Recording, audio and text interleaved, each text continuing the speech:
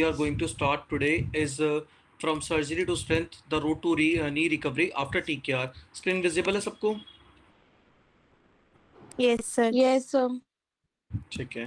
तो देखो, अगर बात करें नी सर्जरी की, तो नी सर्जरी हमें करानी क्यों पड़ती है? नी सर्जरी का सबसे इम्पॉर्टेंट जो रीज़न है वो है कि आपका नी ऑस्टियोआर्थराइटिस। अगर इंडियन पॉपुलेशन की बात करें, अप्रॉक्स आपका 15 करोड़ लोग जो हैं इंडियन पॉपुलेशन के अंदर, वो अफेक्टेड होते हैं किससे? नी ऑस्टियोआर्थराइटिस से। अगर नी ऑस्टियोआर्थराइटिस में भी अगर हम देखें तो उसमें 15 करोड़ में से भी 4 करोड़ पॉपुलेशन आपकी ऐसी है जिनकी जो नी ऑस्टियोआर्थराइटिस की सिवियरिटी है वो इतनी ज़्यादा है कि उनको TKR यानी कि आपका टोटल नी रिप्लेसमेंट कराने की ज़रूरत है। ठीक है। TKR की जो सर्जरीज हैं इंडिया के अंदर, उनका जो लेवल है वो पहले होती थी 350 एक साल में, 350 के अप्रॉक्स। अब वो बढ़ करके 2.5 लाख पर ईयर तक पहुंच चुकी है, जिसकी वजह से ये तो पता चलता है कि इसका हेल्थ केयर का जो ग्रोइंग डिमांड है वो तो बढ़ रही है।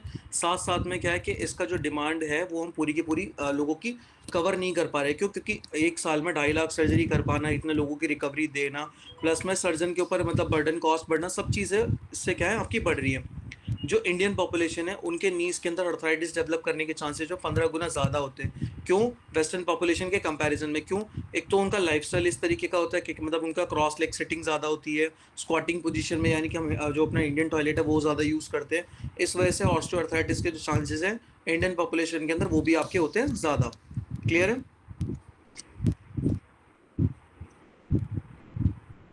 अब जो आपका टोटल रिप्लेसमेंट है ये one of the fastest growing elective surgeries है वर्ल्ड वाइडली, जिसकी डिमांड जो है बढ़ती जा रही है एजिंग पॉपुलेशन के अंदर। अगर बात करें आपका TKR के हमारे गोल्स क्या है कि हमें TKR पेशेंट का करना ही क्यों है? TKR हम पेशेंट का करते हैं बेसिकली किस लिए? To reduce pain. कि हम TKR के पेशेंट का जो पेन है वो हमें सबसे पहले कम करना है। Restore range of motion.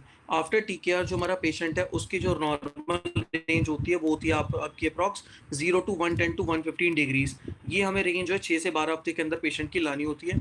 इसके अलावा जो हमारी मसल है, यानी कि आपका मेजर जो है क्वाड्रिसेप मसल, उस मसल की स्ट्रेंथ हमें क्या करनी है? वापस रीस्टोर करनी है। और मसल स्ट्रेंथ कितनी लानी है? Approximately 80 to 90% of contralateral limb, जो कि हमें 3 महीने के अंदर अंदर रिकवर करनी होती है। इसके साथ साथ पेशेंट अपनी फंक्शनल एक्टिविटीज़ जैसे कि सीढ़ियाँ चढ़ना, कार ड्राइव करना, या अपना बाइक साइकिल ड्राइव करना, वॉक पे जाना, ये सारी की सारी चीज़ें जो है वापस कर सके, उस पर उसको उस लेवल तक पहुँचाना।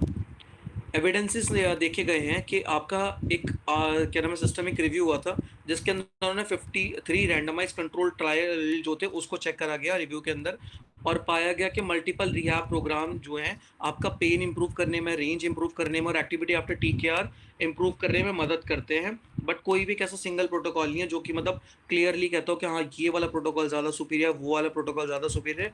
हर प्रोटोकॉल के अंदर विजिबल रिजल्ट देखने को मिले हैं। ठीक है। तो इससे हमें क्या पता चलता है कि अगर हम किसी का एक प्रोग्रेसिव या एक सुपरवाइज रिहैब करें तो उसकी आफ्टर रिप्लेसमेंट सर्जरी क्या नाम है लाइफस्टाइल कैसा होगा?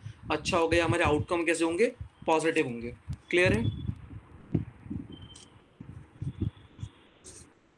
अब इसके बाद बात करते हैं पैथोफिजियोलॉजी या फिर इंडिकेशंस क्या है TKR के पॉपुलेशन के इंडिया के अंदर हमें कराना क्यों है।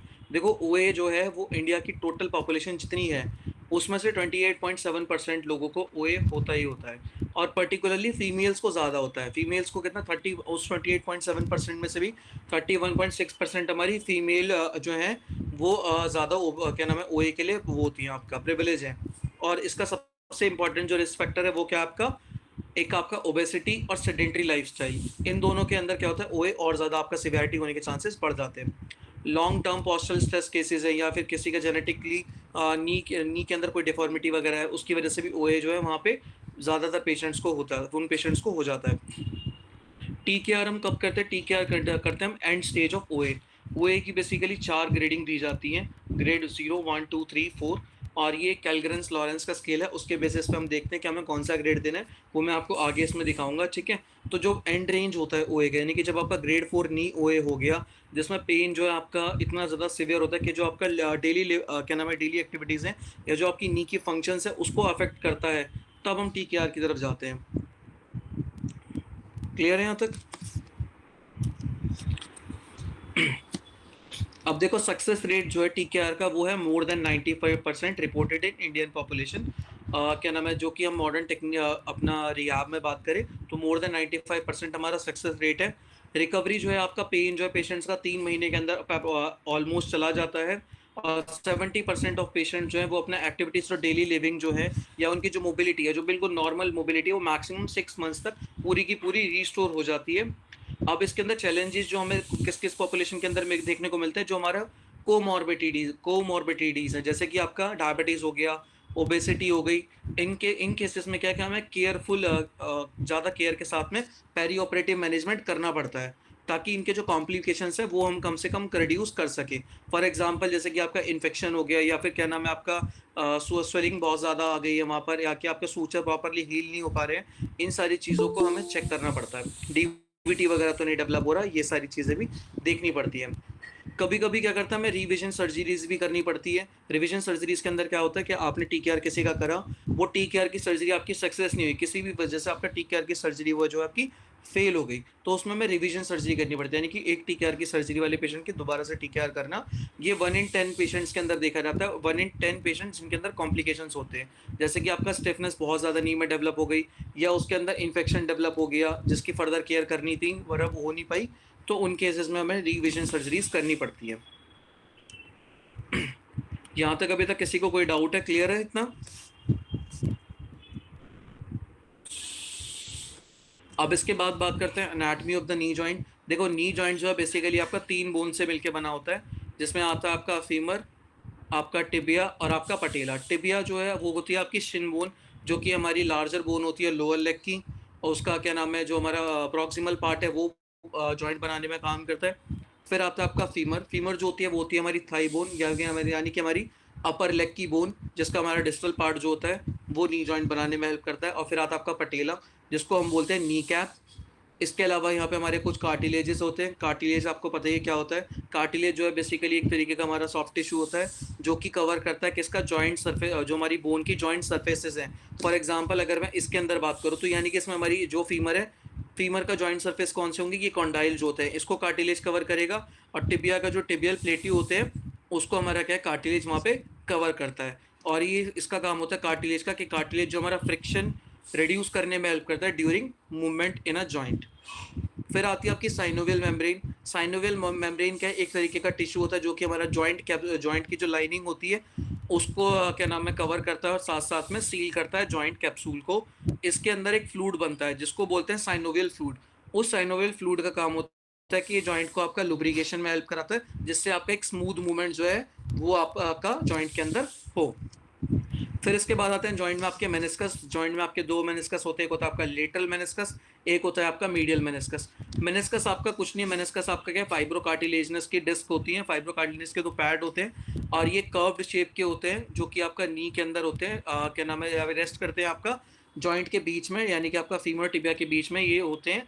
और इनका काम क्या होता है कि जो एक तो शॉक एब्जॉर्बर की तरह एक्ट करते हैं, कि जो आपका जितनी भी शॉक फोर्सेज होती है during high impact activities like jumping, running and walking के टाइम पर, शॉक को कम करते हैं। और साथ साथ में जो कॉन्टैक्ट एरिया होता है आपका, यानी कि जो जॉइंट की कॉन्ग्रुएंसी है, यानी कि जॉइंट जो है ज़्यादातर कॉन्टैक्ट में रहे, उसको बढ़ा देते हैं। और साथ साथ में क्या नाम है, जो हमारा नी जॉइंट है उसको भी डीप करने में हेल्प करते हैं। फिर आते हैं आपके लिगामेंट्स। लिगामेंट्स बेसिकली आपके नी में 4 इंपॉर्टेंट लिगामेंट्स होते हैं, जो कि आपकी नी के अंदर स्टेबिलिटी मेंटेन करने में हेल्प करते हैं। जिसके अंदर एक है आपका एसीएल। एसीएल यानी कि आपका एंटीरियर क्रूशिएट लिगामेंट। ये लिगामेंट एक इंपॉर्टेंट रोल प्ले करता है, किस लिए, कि ये आपके जॉइंट को फर्दर एंटीरियर ट्रांसलेशन से बचाता है, कि आपका जॉइंट आगे की तरफ ना निकल के भाग जाए, उसको स्टेबिलिटी प्रोवाइड कराने में हेल्प करता है। सेम है आपका पीसीएल। पीसीएल होता है आपका पोस्टीरियर क्रूशिएट लिगामेंट। ये आपके जॉइंट को पोस्टीरियरली ट्रांसलेशन को ज़्यादा एक्सेसिव ना हो, उसको रोकने में मदद करता है, यानी कि आपके जॉइंट को पोस्टीरियर साइड पे स्टेबिलिटी प्रोवाइड कराने में हेल्प कराता है। नेक्स्ट है इसके बाद में आपका एमसीएल। एमसीएल होता है आपका मीडियल कोलेटरल लिगामेंट। जो मीडियल कोलेटरल लिगामेंट है, ये आपका पाया जाता है medial side of the knee पे, और इसका काम होता है जॉइंट को मीडियल साइड से स्टेबिलिटी प्रोवाइड कराना, यानी कि मीडियल साइड पे आपका जॉइंट ज़्यादा ट्रांसलेशन ना करे, उसको रोकना। देन है आपका एलसीएल। एलसीएल यानी कि आपका lateral collateral ligament. Lateral collateral ligament का आपका काम होता है लेटरल साइड से जॉइंट को स्टेबिलिटी प्रोवाइड करना। वो वहाँ पे क्या नाम है, लेटरल साइड पे ज़्यादा की तरह आपका मूव ना कर जाए, तो उसको रोकता है कौन, हमारा एलसीएल। ठीक है।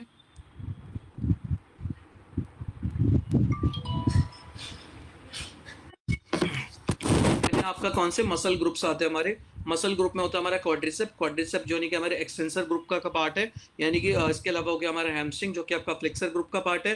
फिर आता है आपका गैस्ट्रोक्नीमियस जो कि आपका डायनामिक स्टेबिलिटी प्रोवाइड कराता है, यानी कि जो आपका काफ है ये भी इंपॉर्टेंट रोल प्ले करता है ड्यूरिंग गेट एंड एम्बुलेशन। ये हमने बात करी थी जैसे कि स्टेजेस की। स्टेजेस अपने में इसमें नी के अंदर हमारी 4 स्टेजेस होती हैं, 1 2 3 4। 1 के अंदर क्या होता है कि बेसिकली यहाँ पे मिनिमल कार्टिलेज लॉस होता है और माइल्ड ऑस्टियोपाइट्स फॉर्मेशन होती है, और जॉइंट स्पेस जो है, जॉइंट स्पेस कैसा होता है हमारा, नॉर्मल हमें देखने को मिलता है। फिर आता है आपका ग्रेड 2। ग्रेड 2 के अंदर क्या होता है कि थोड़ा बहुत जॉइंट स्पेस नैरोइंग देखने को मिलती है, और साथ साथ में कार्टिलेज जो है, यहाँ पे कार्टिलेज का ब्रेकडाउन स्टार्ट हो जाता है। सेकंड होल्ड करना।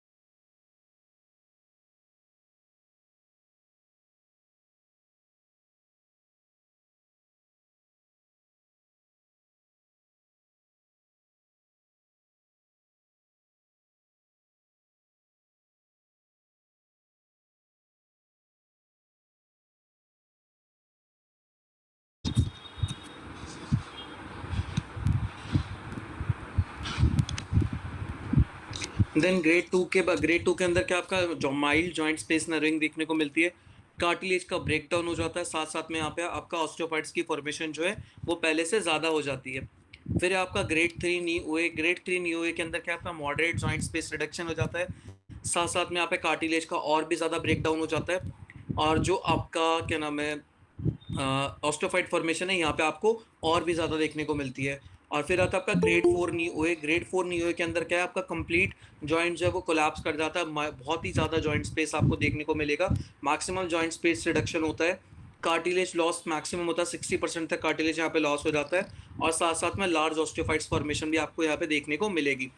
बात करें अगर नी के अंदर पर्टिकुलरली जॉइंट स्पेस नैरोइंग की, तो जॉइंट स्पेस जो है वो आपका मीडियल साइड से ज़्यादा रिड्यूस्ड होता है एज कम्पेयर टू लेटरल, क्योंकि मीडियल साइड का जो आपका टिबियल प्लेट्यू हो गया, फीमर हो गया, उसके जो कॉन्डाइल्स होते हैं वो ज़्यादा बड़े होते हैं एज कम्पेयर टू लेटरल, तो मीडियल वाले पे आपका प्रेशर बहुत ज़्यादा पड़ता है, तो डीजनरेशन जो है वो मीडियल साइड पे ज़्यादा मिलती है एज कम्पेयर टू लेटरल। तो मीडियल पे आपका जॉइंट स्पेस नैरोइंग पहले स्टार्ट होती है, लेटरल पे बाद में जाती है, जिसकी वजह से पेशेंट को बो लेग डिफॉर्मिटी जो है वो यहाँ पे हमें ओए के अंदर देखने को मिलती है ग्रेड 4 के अंदर।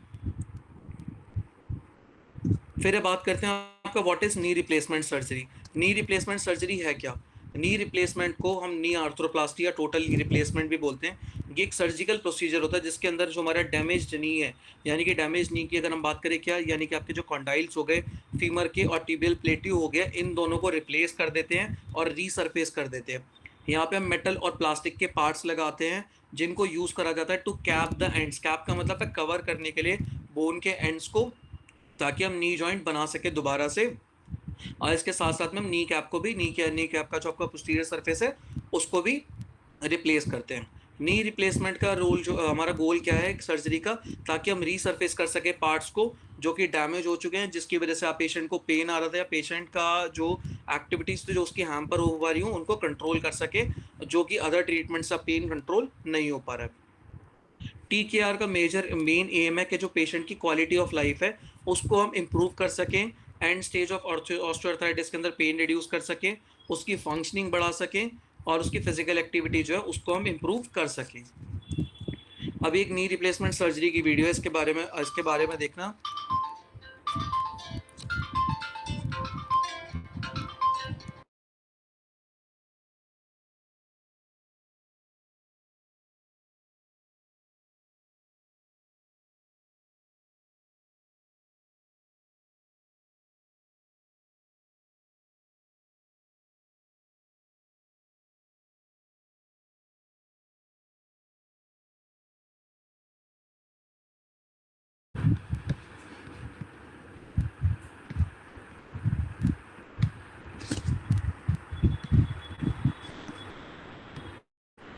तो देखो, नी रिप्लेसमेंट के अंदर बेसिकली क्या करते हैं, ये टिबिया और जो आपकी फीमर है दोनों ली जाती है और पटेला लिया जाता है। इन तीनों बोन्स का आपका क्या कार्टिलेज यहाँ पे डीजनरेट हो जाता है।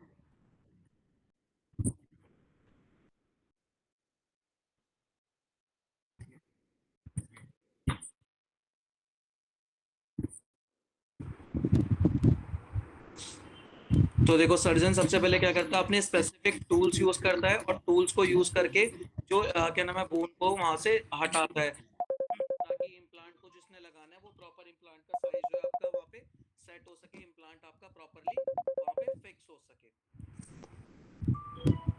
इसी तरीके से आपका फीमर काटी जाती है, इसी तरीके से आपका टिबिया काटी जाती है, और दोनों को काट करके यहाँ पे क्या नाम है सेट करा जाता है, ताकि बोन को इसमें फिक्स करा सके, यानी कि जो आपका आर्टिफिशियली वो लगने प्रोस्थेटिक्स लगने वो यहाँ पे लगाए जा सके।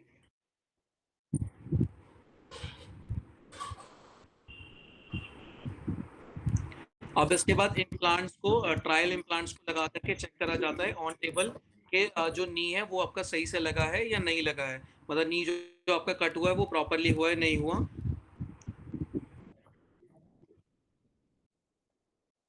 इसी तरीके से पटेला को भी पोस्टीरियर सरफेस को कट करा जाता है, ताकि जो इम्प्लांट है, इम्प्लांट को पटेला भी एक्सेप्ट कर सके और पटेला की स्टेबिलिटी भी सही से लग सके। तो इन तीनों को ऑन टेबल ट्राई करा जाता है पहले करके।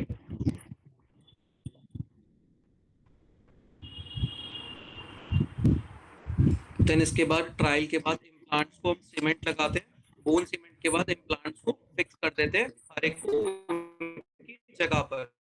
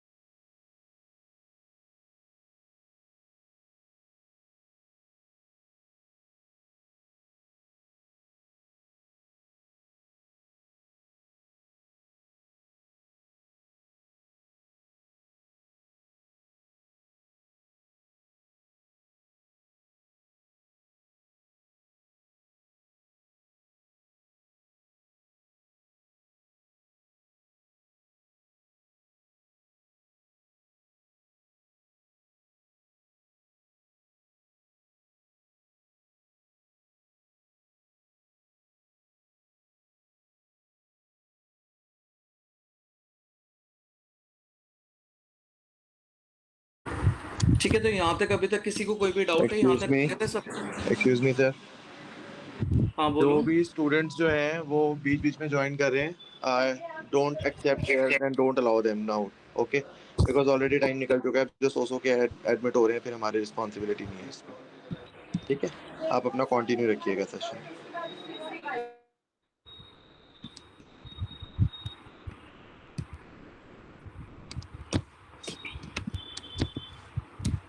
देन इसके बाद आगे चलते हैं, इंडिकेशंस क्या है टीकेआर के। ऑस्टियोआर्थराइटिस हमने बात कर लिया कि हम टिपिकली ओए के अंदर कराते हैं, ग्रेड 3 और 4 के अंदर। इसके अलावा आपका रूमेटॉइड अर्थराइटिस है, उसमें भी पोस्ट ट्रॉमेटिक अर्थराइटिस आपका डेवलप हो गया, मतलब आपका किसी भी टाइप का अर्थराइटिस हो उसमें करते हैं। किसी को सीवियर नी पेन है या फिर स्टिफनेस जो है वो डेवलप हो चुकी है, उसमें करते हैं। और deformity of the knee joint है, जैसे कि आपका वेल्गस या फिर वेरस डिफॉर्मिटी है, मतलब आपका बोल एक्स या फिर नॉक नीज है, उसमें भी हम जॉइंट की अलाइनमेंट को करेक्ट करने के लिए टीकेआर की सर्जरीज करते हैं। अगर फिर जो हमारे कंजर्वेटिव ट्रीटमेंट्स थे, कंजर्वेटिव ट्रीटमेंट्स में आपका यानी कि आपका ड्रग थेरेपी हो गया, अदर थेरेपीज हो गया, जिससे पेशेंट रिस्पॉन्ड नहीं कर रहा, उसमें टीकेआर करते हैं। किसी का एवस्कुलर नेक्रोसिस हो रहा है जॉइंट का, वहाँ पे करते हैं। कोई ट्यूमर है नी जॉइंट का, उसको हटाने के लिए कर देते हैं। इन्फ्लेमेटरी कंडीशन है कोई, जैसे कि गाउट है यानी कि आपका एसएलई है। इसके अलावा हमने बात करी थी रिविजन सर्जरी की। रिविजन सर्जरी होता है यानी कि आपका क्या, कोई आपका प्रीवियस नी रिप्लेसमेंट था, उसके फेलियर हो गया है। देन है आपका पोस्ट सर्जिकल चैलेंजेस।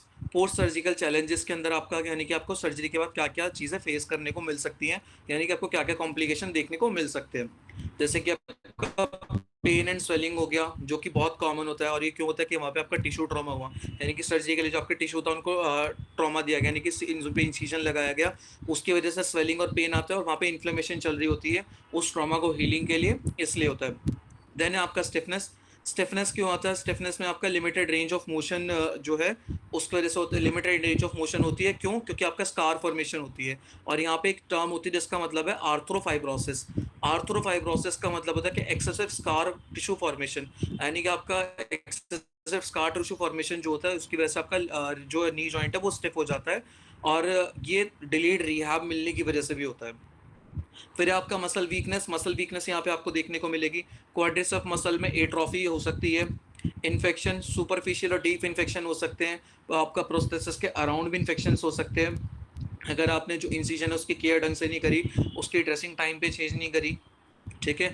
आपका डीवीटी हो सकता है। डीवीटी क्यों होता है, क्योंकि आपका मोबिलिटी जो है वो रुक जाती है, पेशेंट बेड में रहता है, अगर अब वो ज़्यादा लंबे समय तक इमोबाइल रहेगा तो वो डीवीटी होने के चांसेस ज़्यादा होते हैं, ब्लड क्लॉट्स बनने के चांसेस बढ़ जाते हैं। इम्प्लांट आपका लूज हो गया, इम्प्लांट की मिस अलाइनमेंट हो गई, या आपकी बोन की जो इंटीग्रेशन है वो सही से नहीं बैठी। क्रॉनिक पेन हो सकता है कि मान लो जो आपका स्कार टिश्यू फॉर्मेशन है, स्कार टिश्यू फॉर्मेशन के अंदर कोई आपका नर्व इम्पिंज हो गई या नर्व इरिटेट हो गई, उसकी वजह से आपका क्रॉनिक पेन आ सकता है। गेट एंड बैलेंस इश्यूज आ सकते हैं, पेशेंट को हो सकता है प्रोस्थेसिस एक्सेप्ट ना कर पा रहा हो सही से, या मसल वीकनेस की वजह से उसको वॉक करने में प्रॉब्लम आ रही हो। डिलेड हीलिंग में जा सकता है, जैसे कि हमारे डायबिटीज़ है या कोई ऐसी कोमॉर्बिड कंडीशन है जिसमें वुंड हीलिंग जो है वो पेशेंट की डिले हो जाएगी। प्रोस्टैटिक फेलियर हो गया, यानी कि आपका मैकेनिकल इशू आ रहे हैं हमारे सर्जरी की वजह से, मतलब इम्प्लांट जो है वो आपका सही से नहीं सेट हो पा रहा, जिसकी वजह से हमें रिविजन सर्जरी करनी पड़ेगी। अब फिजियोथेरेपी का रोल क्या है इसमें। फिजियोथेरेपी का रोल है पेन मैनेजमेंट। पेन मैनेजमेंट आप कैसे कर सकते हैं, आइस थेरेपी से कर सकते हैं। आइस थेरेपी से या क्या कहते हैं, पेशेंट का पेन रिड्यूस कर सकते हो, स्वेलिंग रिड्यूस कर सकते हो। Early mobilisation, after surgery 24 to 48 hours के अंदर हम पेशेंट को मोबिलाइज करा देते हैं, ताकि हम क्या कर सके, कॉम्प्लिकेशन जैसे कि आपका ब्लड क्लॉट फॉर्मेशन है या डीवीटी है, ऐसे कॉम्प्लिकेशंस को कम से कम कर सके। रेंज ऑफ मोशन को रीस्टोर करना, नी की फ्लेक्सिबिलिटी, रेंज ऑफ मोशन को रीस्टोर करने से हम नी की फ्लेक्सिबिलिटी बढ़ा सकते हैं, जैसे कि हील स्लाइड्स एक्सरसाइजेस हो गई, और भी कई तरीके की एक्सरसाइज है उनसे। मसल स्ट्रेंथनिंग कराना, मसल स्ट्रेंथनिंग में हम फोकस करते हैं क्वाड्रिसेप मसल्स पे, हिप मसल्स पे, या और क्या नाम है, हैमस्ट्रिंग मसल्स पे, जो कि हमारा गेट के लिए और एम्बुलेशन के लिए इंपॉर्टेंट मसल्स होते हैं उन पे, और स्टेबिलिटी प्रोवाइड करते हैं ड्यूरिंग एम्बुलेशन। गेट ट्रेनिंग कराएंगे हम पेशेंट की, ताकि जो पेशेंट की नॉर्मल वॉकिंग पैटर्न है वो दोबारा से उसका रीस्टोर हो सके, और पेशेंट को कॉन्फिडेंस आ जाए, ताकि वो मतलब यूजिंग असिस्टेड डिवाइस और विदाउट असिस्टेड डिवाइस वो चल सके। फंक्शनल ट्रेनिंग कराएंगे पेशेंट की। फंक्शनल ट्रेनिंग से हम क्या करेंगे, इंप्रूव करेंगे पेशेंट की डेली एक्टिविटीज़, जैसे कि उसका जो जो डेली का काम है, उसका सिटिंग है, स्टैंडिंग है, स्टेयर क्लाइंबिंग है, वो भी जितनी भी इस तरीके की एक्टिविटीज़ हैं, पेशेंट उन्हें दोबारा से सही से कर सके। इसके बाद है बैलेंस एंड प्रोप्रियोसेप्शन। बैलेंस भी पेशेंट का हम क्या नाम है, एनहांस कराने में हेल्प करेंगे, ताकि उसका जो रिस्क ऑफ फॉल है वो भी हम कम से कम कर सकें। क्योंकि देखो जो भी जॉइंट के अंदर अब नेचुरल जो चीज़ें थी वो तो रही नहीं, आर्टिफिशियल लगी हैं, तो प्रॉपर रिसेप्शन भी जो हम पेशेंट का दोबारा से बढ़ाएंगे, ताकि उसको जॉइंट सेंसेस भी दोबारा से आ जाए। स्कार टिश्यू जो बन रहा है, स्कार टिश्यू की मैनेजमेंट, उसमें आपका क्या नाम है, एमएफआर हो गया या मसाज टेक्निक्स हो गई, वो हम देते हैं ताकि हम उसके अंदर स्टिफनेस को रिड्यूस कर सकें, और जो स्कार है उसकी फ्लेक्सिबिलिटी को मेंटेन कर सके। एडवांस रिहैब में, एडवांस रिहैब की तरफ जाएंगे, जिसमें आपका रेजिस्टेंस ट्रेनिंग हो गया, साइकिलिंग हो गया, लाइट स्पोर्ट्स एक्टिविटीज़ हो गई, ताकि मसल की स्ट्रेंथ, एंड्योरेंस, इन सब चीज़ों को बढ़ा सके। इसके अलावा पेशेंट को साइकोलॉजिकल सपोर्ट देनी होती है, ताकि पेशेंट को मोटिवेट कर सके और क्या नाम है, पेशेंट का रिहैबिलिटेशन प्रोग्राम को और बेटर कर सके। अब देखो टिपिकल टीकेआर रिकवरी टाइमलाइन कि मतलब टीकेआर की रिकवरी जो है 4 स्टेजेस में होती है बेसिकली, और उनके टाइमलाइन जो है वो इसमें टेबल के अंदर दिए हुए हैं। जैसे बात करें फेज़ 1 की, फेज़ 1 होता है आपका इमीडिएट आफ्टर सर्जरी, यानी कि हम डे 1 से सर्जरी के बाद से पेशेंट का टीकेआर का रिहैबिलिटेशन स्टार्ट कर देते हैं, यानी कि डे 0 जिसका ड्यूरेशन है इमीडिएट फेज़ का 0 से 3 डेज़ तक का। इसमें हमारा टारगेट होता है कि हम पेशेंट का पेन कंट्रोल कर सकें, स्वेलिंग जो है उसको रिड्यूस कर सकें, और up to 80 degrees of flexion ले सके पेशेंट की अचीव कर सके, और पेशेंट को सेफ ट्रांसफर, यानी कि बेड से खड़ा होना, बेड से उठ करके चेयर पे बैठना, यानी कि ट्रांसफर जो है पेशेंट को हम सेफली कैसे करना है, ये सब कुछ सिखाएंगे। ठीक है। अब इसके बाद आता है आपका फेज़ 2। फेज़ 2 में हम हमारा जो चलता है वो चलता है डे 3 से लेकर के 6 वीक्स तक। इसमें हम पेशेंट की जो रेंज है वो नियरली 0 से 110 डिग्रीज तक पहुंचाते हैं। इसके अलावा वॉकिंग कराते हैं पेशेंट की यूजिंग वॉकिंग एड्स, और इसके अलावा इंडिपेंडेंस पेशेंट को बनाते हैं ताकि वो अपने एडीएल जो है वो इजीली परफॉर्म कर सके। फिर आपका फेज़ 3 हमारा होता है स्ट्रेंथ वाला फेज़। इसमें हमारा ये प्रोटोकॉल चलता है वीक 7 से लेकर के 12th वीक तक। इसमें हम पेशेंट की मसल स्ट्रेंथ इंप्रूव कराने में हेल्प करते हैं, और पेशेंट अपना मतलब बाहर मार्केट जाना है या फिर रोड पे चलना है, जो आपका कम्युनिटी मोबिलिटी है उस पे काम कर सके, और मतलब वहाँ पे इजीली एक्सेस उसका रहे, इस पे काम करते हैं। और नियर यहाँ पे हम full range of motion after TKR जो होती है वो होती है 110 टू 120 डिग्री, उसको प्रॉपर रिस्टोर करने की कोशिश करते हैं। फिर है हमारा फेज़ 4 होता है हमारा एडवांस रिहैब प्रोटोकॉल, जो 12 वीक से लेकर 16 वीक से उसके बियॉन्ड भी चल सकता है। इसमें हम पेशेंट की रिक्रिएशनल एक्टिविटीज़ होती है, यानी कि आपका सपोज कोई पेशेंट पहले बैडमिंटन खेलना पसंद करता है, टेनिस खेलना पसंद करता था, या साइकिलिंग या फिर वॉक पे जाना पसंद करता था, तो उसकी जो ये रिक्रिएशनल एक्टिविटीज़ थी वो पॉसिबली दोबारा से कर सके, इंडिपेंडेंट उसकी ऑन गोइंग रहे एक्सरसाइज प्रोग्राम के ऊपर, मतलब कोई एक्सरसाइज करना चाहता है तो वो इंडिपेंडेंटली कर सके। ये सारे टारगेट्स हम अचीव करते हैं। यहाँ तक किसी को कोई भी दिक्कत अभी तक? No sir. फिर है हमारा पेन मैनेजमेंट प्रिंसिपल। देखो आपने सर्जरी करी, सर्जरी में पेशेंट का आपने इंसिजन लगाया, उसकी मसल काटी है, उसकी बोन काटी, बोन काटने के बाद आपने वहाँ पे प्रोस्थेटिक्स फिट करे, इतना सारे उसके स्ट्रक्चर्स कटे, कटने के बाद देखो वहाँ पे इन्फ्लेमेशन चलेगी, इन्फ्लेमेशन की वजह से पेशेंट को बहुत ज़्यादा सीवियर पेन होगा। तो पेन मैनेज करने के लिए हमारे पास होती है मल्टी मॉडल स्ट्रेटजीज, कि मतलब हम इसमें एक से ज़्यादा चीज़ें यूज़ करते हैं। जैसे कि आपका प्री ऑप मेडिकेशन, सर्जरी से पहले उसको पेन किलर्स वगैरह देते हैं। इसके अलावा आपका एपिड्यूरल या फिर स्पाइनल या फिर नर्व ब्लॉक देना। एपिड्यूरल होता है यानी कि आपका जो एपिड्यूरल होता है क्या, आपका जो मेनिंजेस होती है, यानी कि आपका जो स्पाइनल कॉर्ड की कवरिंग होती है, उसके अंदर आप क्या करते हो, पेन किलर्स को इंजेक्ट करते हो, ताकि वहाँ पे हम आप जो है पेरिफेरल नर्व्स की जो पेन की सेंसेशन जाएगी उसको आप ब्लॉक कर सको। पोस्ट ऑपरेटिव ओरल या फिर आईवी एनाल्जेसिक्स जो है वो पेशेंट को देते हो। लोकल एनाल्जेसिक्स जो है पेशेंट को लगा सकते हो, आफ्टर सर्जरी देते हैं जैसे। या फिर इसके अलावा क्रायोथेरेपी जो एक आपके पास ऑप्शन होता है, जिसको आप 20 मिनट के लिए एक सेशन दोगे at least 5 times a day, before and after exercise, जिससे आपका क्या है, पेन पेशेंट का और भी ज़्यादा बेटर मैनेजमेंट हो जाए।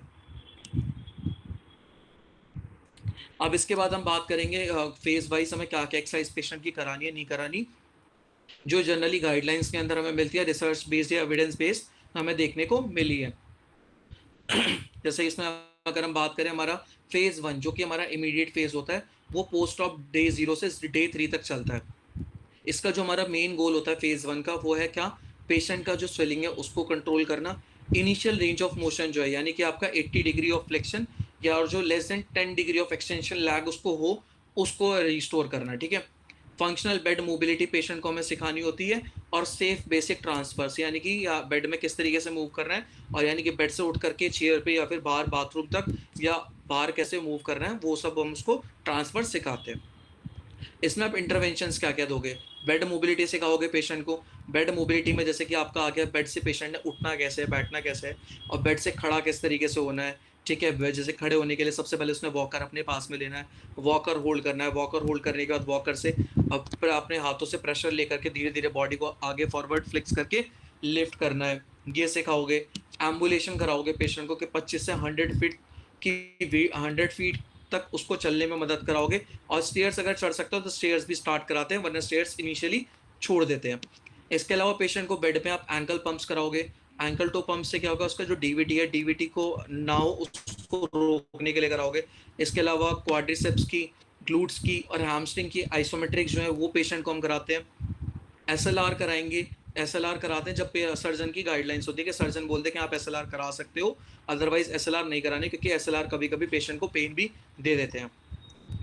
इसके बाद gentle assisted active passive ROM exercises कराओगे, जिसमें आप क्या करा सकते हो, पेशेंट को हील स्लाइड्स करा सकते हो। हील स्लाइड्स आपकी मर्जी, आप पेशेंट को सीटेड पोजीशन में करा सकते हो या फिर सुपाइन पोजीशंस में करा सकते हो। और इसके अलावा नी एक्सटेंशन भी कराओगे पेशेंट का। और इसके बाद क्या करोगे आप, इमीडिएट क्रायोथेरेपी दोगे आफ्टर दीज एक्सरसाइजेस, या फिर कंप्रेसिव ड्रेसिंग आती है वो आप पेशेंट को लगाओगे। और इसके अलावा पेशेंट का पैर जो है वो एलिवेट करके रखोगे। पेशेंट को आपने एजुकेट करना है, ठीक है, कि उसने अपनी वुंड की केयर किस तरीके से करनी है। साइंस ऑफ डीवीटी को देखे, इन्फेक्शन को देखे, साइंस ऑफ इन्फेक्शन में जैसे कि आपका फीवर वगैरह तो नहीं आ रहा है, इन सारी चीज़ों को देखोगे। पोजीशनिंग पेशेंट ने किस तरीके से रखनी है अपनी, हमेशा जब भी टी केयर के बाद आप पेशेंट की पोजीशनिंग रखोगे, तो पोजीशनिंग में हमेशा आपने उसमें टावल जो है, या टावल या फिर पिलो जो है, हमेशा पेशेंट के एंकल के नीचे रखना होता है, नी के नीचे नहीं रखते। क्यों? अगर आप नी के नीचे रखोगे तो उसके नी के अंदर फ्लेक्शन डिफॉर्मिटी और फर्दर डेवलप होगी, जो कि हमें ऑलरेडी करेक्ट करनी है। अगर आप एंकल के नीचे रखोगे तो ग्रेविटी असिस्टेंट नी ऑलरेडी एक्सटेंशन पोजीशन में जाएगा, ठीक है। अब इसके बाद आप फेज 1 से फेज 2 में मूव करोगे। इसका क्या मतलब, इसका क्राइटेरिया क्या रहेगा, क्या आपका क्वाड्रिसेप के अंदर विजिबल कॉन्ट्रैक्शन पेशेंट की देखने को मिलनी चाहिए, पेशेंट एसएलआर करता होना चाहिए, एक्टिव आरओएम जो है पेशेंट की -10 डिग्री से लेकर के 80 डिग्रीज तक होनी चाहिए, सॉरी 10 डिग्री से 18 डिग्री तक उसकी रेंज ऑफ मोशन होनी चाहिए, उसको मिनिमल पेन हो और इंडिपेंडेंटली वो ट्रांसफर्स कर सके, ये सारी चीज़ें कर पा रहा है, तो आप फेज 2 की तरफ मूव कर जाओगे। देखो सबसे इंपॉर्टेंट होता है, जैसे हमने पढ़ा कि फेज 1 में इतनी सारी एक्सरसाइजेज हैं, ऐसा नहीं कि आपके पास फेज 1 में क्या होता है, जैसे कि आज सर्जरी हुई, सर्जरी के बाद पेशेंट को नेक्स्ट डे जो है एक दिन के लिए एसआईसीयू में रखते हैं आफ्टर सर्जरी। तो एसआईसीयू में भी आप पेशेंट की मोबिलिटी वगैरह वहाँ पे सब कुछ जा करके कराते हो। आपने ऐसा नहीं करना कि आप पेशेंट देखने गए, आपने इनिशियली उसको लिया और तुरंत उसकी सारी चीज़ें स्टार्ट करा दी। पेशेंट्स को यूजुअली एपिड्यूरल लगा होता है। एपिड्यूरल मैंने बताया कि वो आपका क्या है, उसमें स्पाइनल कॉर्ड के ऊपर जो कवरिंग्स होती हैं उसके अंदर हम नर्व ब्लॉक की तरह देते हैं। एपिड्यूरल की वजह से हो सकता है पेशेंट को सेंसेशन पैरों में ना हो। अगर पेशेंट को पैरों में सेंसेशन नहीं है तो पेशेंट एम्बुलेट भी नहीं कर सकता, सही से अपना लिम्ब मूव नहीं कर पाएगा। सबसे पहले आप जाओगे, पेशेंट के पैरों की सेंसेशन चेक करोगे, पेशेंट के पैरों में सेंसेशन है नहीं है, उसके पैरों को टच करके पूछोगे कि आपको मेरा हाथ फील हो रहा है या नहीं हो रहा है। अगर पेशेंट को आपका हाथ फील हो रहा है तो आप उसको फर्दर और क्या नाम है एक्टिविटीज़ या एक्सरसाइज करा सकते हो, उसको मोबिलिटी करा सकते हो, अदरवाइज आपने उसकी मोबिलिटी नहीं करानी है। फिर आप उसका जो एपिड्यूरल उस साइड पे चल रहा होगा, जितना ml पर मिनट चल रहा होगा या पर आवर चल रहा होगा, उसको अपने डोसेज को रिड्यूस करना है। फिर उसके थोड़े टाइम बाद जाकर के चेक करना है, जब लगे पेशेंट की सेंसेशन वापस आ रही है उसी टाइम पे पेशेंट को एम्बुलेट कराना है और एक्सरसाइजेस करानी है, अदरवाइज नहीं करानी।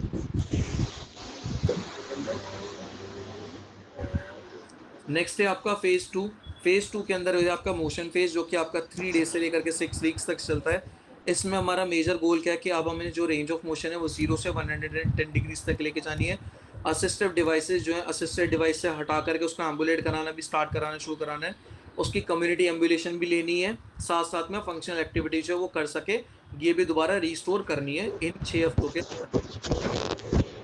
इसमें जो आपका एक्सरसाइजेज रहेंगे, एक्सरसाइज में आपका क्या रहेंगे कि इसमें आपका फ्लेक्शन एक्सटेंशन एक्सरसाइज हो गया, जैसे कि आपका सीटेड हील स्लाइड्स हो गया, बेड साइड सेटिंग हो गया जिसको प्रोन हैंग कहा जा रहा है, लॉन्ग आर्क क्वाड्स हो गया यानी कि आपका डायनामिक क्वाड्स हो गया, और एक्टिव असिस्टेड आरओएम एक्सरसाइजेज हो गई, यानी कि अपने दूसरे साउंड लिम्ब के साथ में पेशेंट क्या करेगा, अपने सर्जरी वाले लिम्ब को एलिवेट करेगा। अगर यूनिलेटरल टीकेआर है, अगर क्या नाम है बाईलेटरल है, तो आपने उसको असिस्ट करके उसकी रेंज ऑफ मोशन एक्सरसाइजेस करानी है पेशेंट की।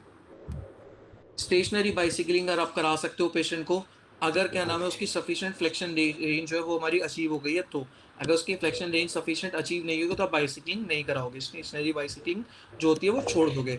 पटेलर मोबिलाइजेशन दोगे आप पेशेंट को, टिबियोफेमोरल मोबिलाइजेशन भी दे सकते हो बट सेफली, ज़्यादा प्रेशर लगा के नहीं देनी होती।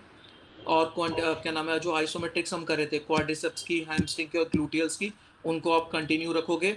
इसके साथ साथ में क्लोज काइनेटिक चेन एक्सरसाइजेस, जैसे आपका मिनी स्क्वाट्स हो गया, सिट टू स्टैंड हो गया, चेयर या स्टेयर क्लाइंबिंग हो गया, ये सब भी पेशेंट को कराओगे। गेट ट्रेनिंग कराओगे पेशेंट को, गेट ट्रेनिंग का करोगे, गेट की क्वालिटी पे प्रोग्रेस वॉकर टू केन, उसको वॉकर से केन पे लेके जाओगे और इसके अलावा यहाँ पे उसको मोबिलाइज कराने की कोशिश करोगे कि विदाउट केन और वॉकर वो मोबिलाइज कर सकते हैं, यानी कि चल फिर सके।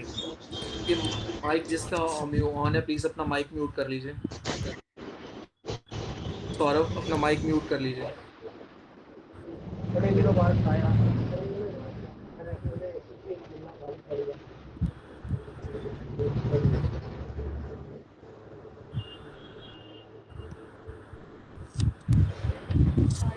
देन इसमें प्रिकॉशंस हमें क्या लेना है, पेशेंट्स को हमें यहाँ पे प्रिकॉशंस में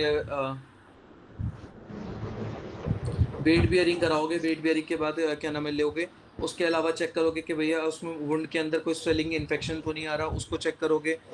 और इसके अलावा यहाँ पे ट्विस्टिंग और टॉर्क जनरेशन जो यानी कि ट्विस्टिंग मूवमेंट्स है वो पेशेंट की अवॉइड कराने की कोशिश करोगे और क्रायोथेरेपी दोगे।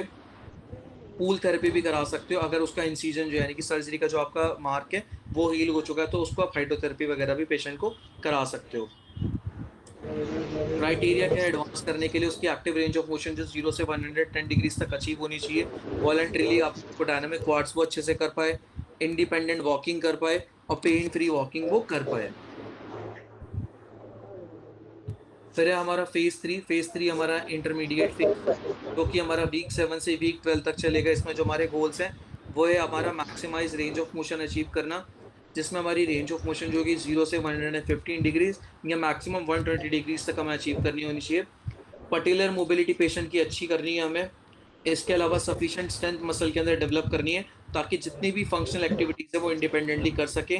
लो इम्पैक्ट रिक्रिएशनल टास्क जैसे कि हमारा साइकिलिंग वगैरह हो गया, ये सारी चीज़ें वो कर सके। ये चीज़ें हमें चेक करनी है। Excuse me sir. हाँ बोलो। सर आपकी वॉइस बहुत ज्यादा डिस्टर्ब हो रही है। एक सेकंड तो रुको।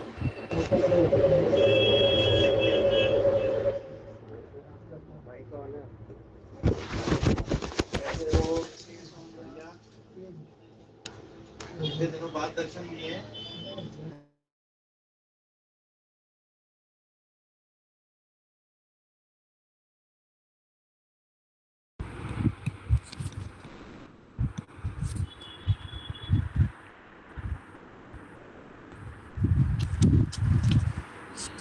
ठीक है अब चलें आगे।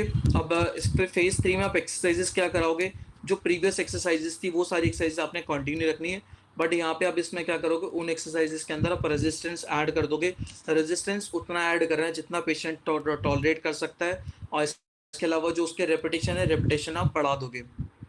यहाँ पे आप लेटरल स्टेपिंग यानी कि आपका एक स्टेप पे लेटरल साइड से चढ़ना उतना स्टेपर पर वो स्टार्ट कराओगे। बैलेंस और प्रोप्रियोसेप्शन एक्सरसाइजेज हो गई वो स्टार्ट कराओगे और वॉकिंग जो पीरियड है पेशेंट का कम था उस वॉकिंग पीरियड को आप और ज़्यादा बढ़ा दोगे।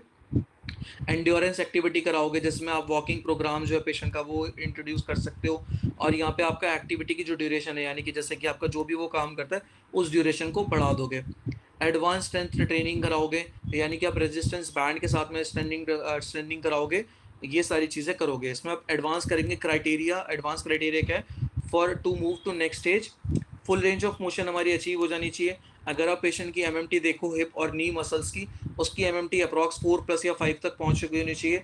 वो अपना बाहर सड़क पे जाना है या इधर उधर कहीं भी मार्केट वगैरह जाना है, कम्युनिटी में मतलब बाहर वो ट्रैफिक वगैरह में भी इजीली एम्बुलेट कर सके और उसका जो पेन है वो क्या नाम है जो भी हमारी रेंजेस हैं वो सारी की सारी पेन फ्री होनी चाहिए। फिर आप नेक्स्ट स्टेज पे प्रोग्रेस कर जाओगे। फिर आपका फेज 4 में होता है आपका एडवांस ट्रेनिंग हम उनको कराते हैं जो जिनकी रिक्रिएशनल एक्टिविटीज़ वगैरह ज़्यादा होती हैं पेशेंट्स की। अब फेज 4 के अंदर क्या है, इसमें हमें लॉन्ग टर्म के लिए उसको पेशेंट को इंडिपेंडेंस बनाना है कि पेशेंट अपना इंडिपेंडेंस में रहे, उसको किसी की ज़रूरत ना रहे अपना कोई भी काम करने के लिए। सेफली अपना रिक्रिएशनल एक्टिविटीज़ हो वो कर पाए, पेशेंट कर पाए, जैसे कि उसने टेनिस खेलना है, हल्का फुल्का जिम जाना है, साइकिलिंग करनी है और पेशेंट को मेंटेन करनी है हमें क्या स्ट्रेंथ और बैलेंस को। इससे में क्या क्या एक्सरसाइज कराओगे, जैसे कि आपका रेगुलर वॉकिंग हो गया, साइकिलिंग हो गया वो कराओगे। हाइड्रोथेरेपी आप पेशेंट को करा सकते हो। जिम बेस्ड कंडीशनिंग वो करा सकते हो, जैसे कि आपका काइनेटिक चेन एक्सरसाइजेज हो गई जिसमें आपका स्क्वाट्स हो गया और भी इस तरीके की एक्सरसाइज हो गई वो सारा करा सकते हो। स्पोर्ट्स स्पेसिफिक ड्रिल्स करा सकते हो जिसमें आपका एजिलिटी वगैरह हो गया, ये पेशेंट की आप ट्रेन कराओगे। ठीक है, अब इसके बाद क्या है पेशेंट आपका डिस्चार्ज हो जाएगा। डिस्चार्ज में क्या है कि उसका गेट पैटर्न जो है वो सही होना चाहिए, इंडिपेंडेंट गेट होना चाहिए। अगर स्टेप वो चढ़ रहा है तो स्टेप क्या हो सके यानी कि एक ही पैर से नहीं यानी कि step over step stair climbing easily कर सके, pain free range of motion उसकी अचीव हो जाए, और अपना सेल्फ होम प्रोग्राम जो उसको एक मैनेज करने अपना जो भी एक्सरसाइज प्रोग्राम है वो खुद से सारा कुछ कर पाए, और उसका जो जो भी एज के वो लोग हैं उनके मुकाबले उनका बैलेंस और प्रोप्रियोसेप्शन जो है उनसे मैच करता हुआ होना चाहिए। अगर ये सारे क्राइटेरिया मीट कर रहे हैं तो आप पेशेंट को डिस्चार्ज कर दोगे, फर्दर उसको और रिहैबिलिटेशन की ज़रूरत नहीं है। ठीक है, तो ये जितना भी तक हमने पढ़ा ये सारा का सारा रिहैबिलिटेशन प्रोटोकॉल है जो कि आपका रिसर्चेस में या फिर मतलब एविडेंस बेस्ड आजकल यूजुअली यूज़ करा जाता है, जो कि मतलब मैंने रिसर्चेस कई सारी अभी पढ़ी हैं, उनके अकॉर्डिंग ये बनाया गया है। बट हम अपने क्लिनिक पे क्या है, अपना हमारा खुद का डिज़ाइन करा हुआ TKR का प्रोटोकॉल है जिसको हम फॉलो करते हैं फॉर हमारा होम विजिट्स पेशेंट्स जो उनको नी के बाद आफ्टर सर्जरी के बाद रिहैबिलिटेशन देते हैं, या इन क्लिनिक जो हम यूज़ करते हैं। अब हम बात करेंगे हमारे प्रोटोकॉल की। तो हमारे प्रोटोकॉल में हम जो एक्सरसाइज कराते हैं पेशेंट को, उसमें सबसे पहले हमारा ankle toe pumps. Ankle toe pump सबको आपको पता है मैं कैसे कराती हूँ। पेशेंट को बोलना होता है कि इसमें आपने डॉर्सी फ्लेक्शन और प्लांटर फ्लेक्शन करना है, यानी कि अपने टोस को, यानी कि अपने क्या नाम है एंकल को अपवर्ड और डाउनवर्ड डायरेक्शन में मूव करना है स्लोली स्लोली, और इसको रिपीट करना है जैसा वीडियो में दिखाया गया है। अब इस एक्सरसाइज का पर्पस क्या है? ये एक्सरसाइज हमारा इंप्रूव करती है सर्कुलेशन को, रिड्यूस करती है रिस्क ऑफ DVT को। ठीक है, सर्कुलेशन भी बढ़ाएगी, स्वेलिंग रिड्यूस करने में हेल्प करेगी, और DVT के रिस्क को भी कम करती है। अब इसको आपने क्या करना है, इसको पेशेंट को बोलना है कि जब इसको हर एक घंटे बाद या जब तक वो जागा हुआ है तब तक एक बार में 20 बार इसको हर बार रिपीट करे। एविडेंसेस कहते हैं कि early ankle motion is crucial to prevent vascular complications and facilitates early recovery. ये एक आर्ट्स एट ऑल की रिसर्च थी 2015 की, उसके आर्टिकल से लिया गया है। फिर है हमारा सिंगल लेग रेसेस जो हम कराते हैं। सिंगल लेग रेसेस कराने के लिए पेशेंट को बोलना होता है कि अपने बैक के बल यानी कि सुपाइन पोजीशन में लेटे, और अपना जो भी अफेक्टेड लेग है उसको सीधा ऊपर की तरफ उठाए up to the height of the opposite knee, जिसको हम बेंड करवाते हैं, और स्लोली उसको नीचे लेकर के आए इस तरीके से। ऊपर लेके जाना है, पैर को कुछ सेकंड के लिए रोकना है, देन फिर उसको नीचे लेके आना है। इस एक्सरसाइज का पर्पस क्या है कि स्ट्रेंथ करती है हमारी क्वाड्रिसेप मसल्स को विदाउट स्ट्रेसिंग द जॉइंट। किया मतलब इसमें आपका नी पे ज़्यादा जोर भी नहीं पड़ेगा, और आपका क्वाड्रिसेप मसल में स्ट्रेंथ भी डेवलप कराने में हेल्प करेगा। एविडेंसेस कहते हैं कि early इनिशिएशंस of quad strengthening limits post of muscle atrophy and improve function. ये भी एक रिसर्च से लिया हुआ है।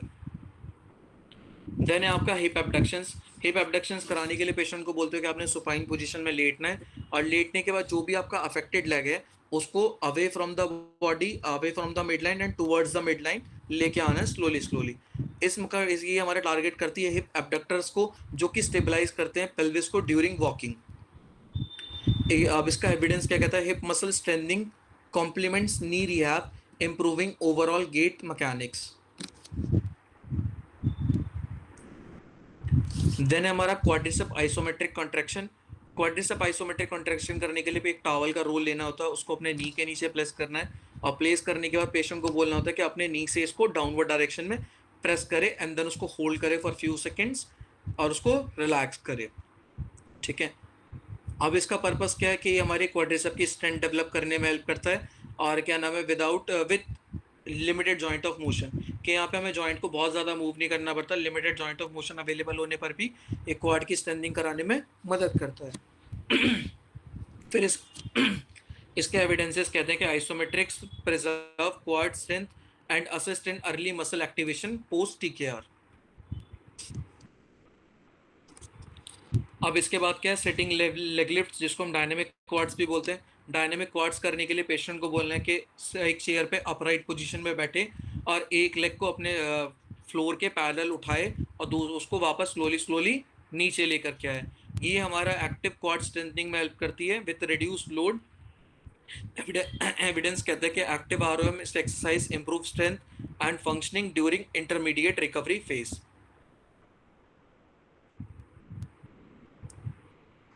नेक्स्ट है आपका हैमस्ट्रिंग सीटेड कर्ल्स। इसमें हमें क्या करना होता है? एक थेराबैंड को लेना है, थेराबैंड को आप डोर में या किसी भी चीज़ में फंसा करके अपने हील के पास में लाना होता है, और उसको आप पीछे स्लोली स्लोली नी को बेंड करते हो, कुछ सेकंड होल्ड करते हो, देन उसको वापस एक्सटेंड करते हो। और ये क्या करता है? ये आपका स्ट्रेंथनिंग कराता है हैमस्ट्रिंग मसल की, जो कि जॉइंट स्टेबिलिटी को मेंटेन करने में हेल्प करती है। एविडेंस कहते हैं balanced antagonist muscle strength prevents joint stress and aids recovery. इस तरीके से चेयर के आप क्या करा सकते हो, नी के हैमस्ट्रिंग के आइसोमेट्रिक्स भी करा सकते हो इन सीटेड पोजीशन। देन नेक्स्ट है आपका रेजेस। हील रेजेस के लिए आपने क्या करना है, किसी भी एक सपोर्ट को लेना है, चाहे आप चेयर का सपोर्ट लो, किसी भी चीज़ का सपोर्ट लो, और लेने के बाद अपने हील्स को ऊपर की तरफ में उठाने, यानी कि अपने अपने टोस के बल खड़ा होना है। और इसका इसका पर्पस क्या होता है कि काफ मसल की स्ट्रेंथनिंग कराती है और आपका एंकल की स्टेबिलिटी के लिए भी हेल्प करती है। एविडेंस कहते हैं कि काफ स्ट्रेंथ सपोर्ट्स फंक्शनल टास्क जैसे कि आपका स्टीयर क्लाइंबिंग वगैरह हो गया, इन सब चीज़ों में हेल्प करता है।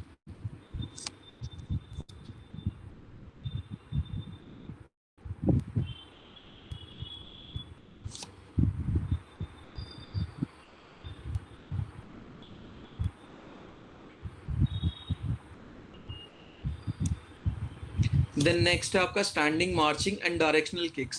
स्टैंडिंग मार्चिंग करने के लिए पेशेंट को बोलना है कि एक पर्टिकुलर फिक्स पॉइंट पे खड़ा हो, और खड़ा होने के बाद अपने क्या कर लेना है, उस एक ही पॉइंट पे खड़े होकर के मार्चिंग करनी है। और इसमें ये क्या होता है, इसकी वजह से ये क्या करता है, आपका हिप स्ट्रेंथ, बैलेंस और न्यूरोमस्कुलर कोऑर्डिनेशन को डेवलप कराने में हेल्प कराता है। एविडेंस कहते हैं कि dynamic exercise improve functional mobility and proprioception. ये आपका प्रोप्रियोसेप्शन भी बेटर करेगा और फंक्शनल मोबिलिटी भी रिस्टोर करने में हेल्प करता है। ये आपका है स्टैंडिंग मार्चिंग। स्टैंडिंग मार्चिंग आपने इस तरीके से करनी है कि एक ही प्लेस पे खड़े होकर के मार्च करना है।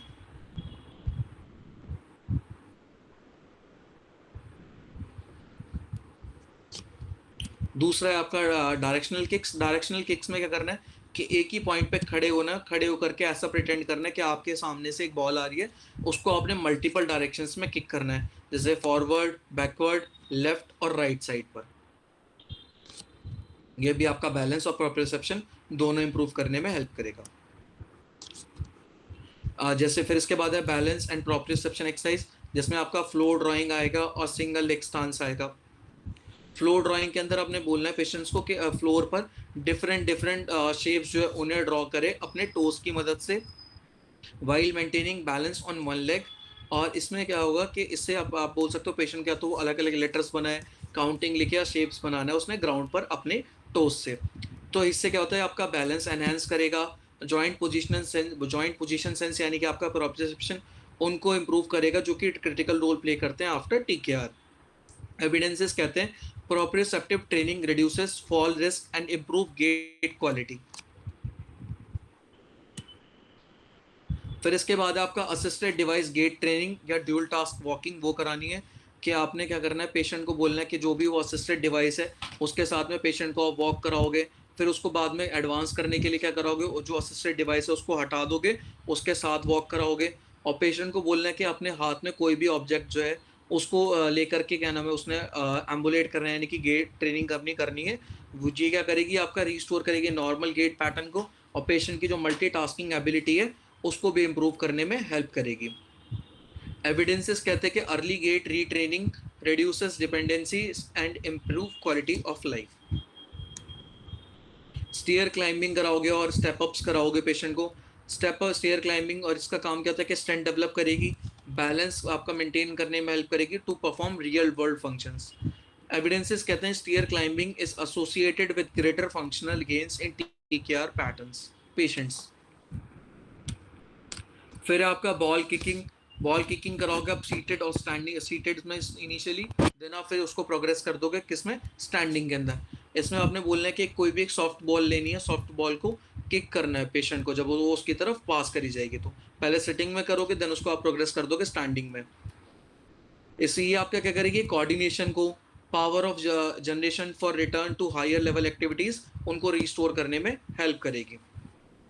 एविडेंसेस कहते हैं कि functional task training improve patients motivations and neuromuscular adaptations. Lift the ball from the foot, क्या आपने बोलना है कि पेशेंट को अपने दोनों पैरों के बीच में एक बॉल को होल्ड करे और होल्ड करके उसको ऊपर की तरफ उठाए।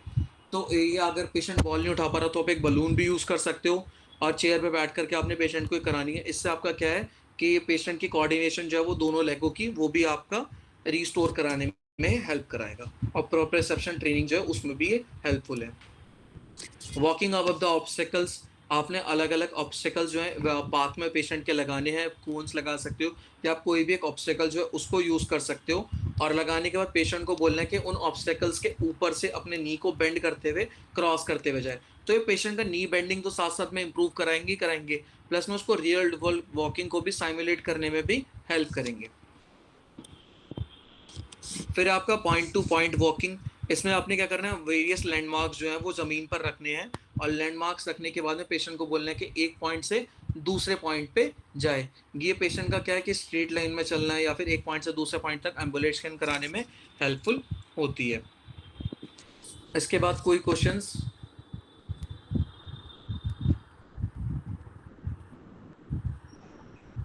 Yes, sir.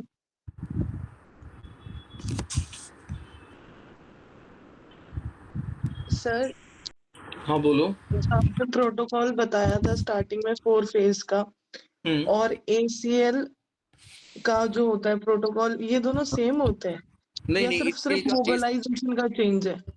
नहीं देखो, ACL का प्रोटोकॉल और TKR का प्रोटोकॉल दोनों जो हैं टोटली डिफरेंट चलते हैं। अगर बात करें TKR के प्रोटोकॉल की, तो TKR के प्रोटोकॉल में आप आफ्टर सर्जरी डे 1 से ही पेशेंट को क्या कराते हो, एम्बुलेशन कराना स्टार्ट करा देते हो। बट अगर बात करें वहीं पे किसकी, ACL की, अगर किसी की ACL रिकंस्ट्रक्शन सर्जरी हुई है, तो ACL रिकंस्ट्रक्शन सर्जरी के बाद जब भी आप पेशेंट को एक्सरसाइजेस कराना स्टार्ट कराते हो, इनिशियली आप स्टार्ट करते हो किससे, क्लोज काइनेटिक चेन एक्सरसाइजेस से। देन उसके बाद आप फर्दर मूव करते हो ओपन काइनेटिक चेन एक्सरसाइजेस पे। दो तो दोनों का रिहैबिलिटेशन प्रोटोकॉल है वो अलग है, बट जो फोर्थ फेज है दोनों प्रोटोकॉल्स का वो आप सेम कह सकते हो, एक तरीके से होता है, क्योंकि दोनों में हम स्पोर्ट स्पेसिफिक ड्रिल्स वगैरह जो हैं परफॉर्म कराते हैं पेशेंट्स को। कोई और? Okay sir.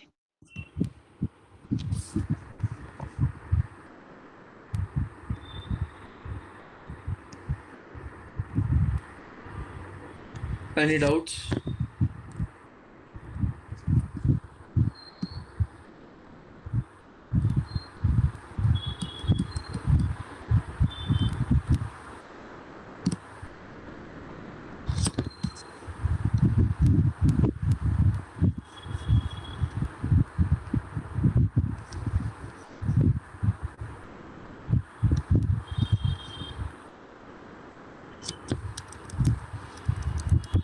नहीं, थैंक यू फॉर ज्वाइनिंग।